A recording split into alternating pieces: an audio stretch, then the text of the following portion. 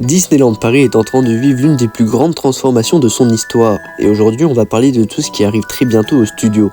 Le World of Frozen, la nouvelle identité du parc, Adventure Way, Arendelle, et même ce qui nous attend encore plus loin dans le futur.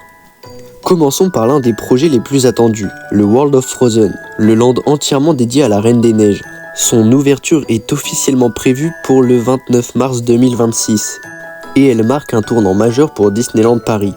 Avec cette transformation, les Walt Disney Studios Park changent de nom pour entrer dans une nouvelle ère, beaucoup plus immersive, avec des landes forts, des paysages ouverts et une vraie continuité entre les univers. En sortant de World Premiere, les visiteurs découvriront une nouvelle allée, Adventure Way. Cette allée deviendra l'axe central du parc et au bout de cette promenade, une vue spectaculaire sur Arendelle, le royaume de la Reine des Neiges. Cette allée sera composée de 4 jardins. Le premier jardin sera dédié à Toy Story, dans la continuité de Toy Story Playland avec une ambiance colorée et familiale. Comme vous pouvez le voir sur le concept art, on y retrouvera les statues de nos 2 shérifs préférés. Ensuite, place à un jardin anglais, pensé comme une zone plus calme, paysagère, idéale pour faire une pause entre 2 aventures. Dans ce jardin, vous pourrez retrouver une statue de Peter Pan. On y trouvera également un kiosque dans lequel des musiciens feront de la musique. Le troisième jardin sera consacré à Réponse. On y retrouvera une attraction familiale dans le style des tasses d'Alice et avec comme thématique la fameuse scène des lanternes iconiques dans Réponse. Et pour finir, le 4e jardin sera dédié à Lao avec une attraction de type chaise volante prévue pour une ouverture en 2027.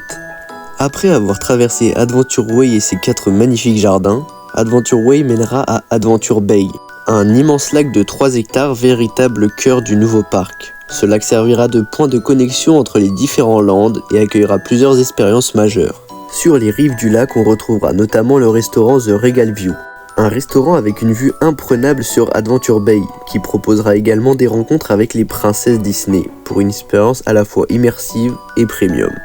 Avec cette extension, les visiteurs entreront dans Arendelle. Le land proposera une immersion totale avec le port d'Arendelle, un phare à l'entrée d'Arendelle, le château d'Arendelle, une montagne majestueuse et le château de glace d'Elsa perché au sommet de la montagne.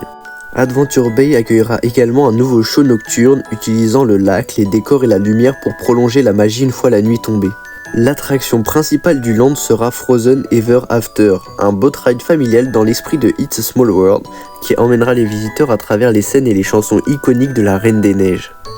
Pour ce qui est des rencontres personnages et des spectacles, les visiteurs pourront aussi rencontrer Elsa et Anna ainsi qu'Olaf sous forme d'animatronique. Un spectacle vivant aura lieu dans le port d'Arendelle avec des bateaux pour donner encore plus de vie au royaume.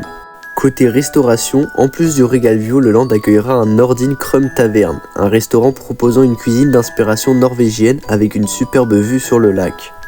Pour ce qui est des magasins, on retrouvera la boutique principale d'Arendelle ainsi qu'un kiosque plus petit. N'hésitez pas à liker et vous abonner pour plus de contenu et d'actualités sur Disneyland Paris.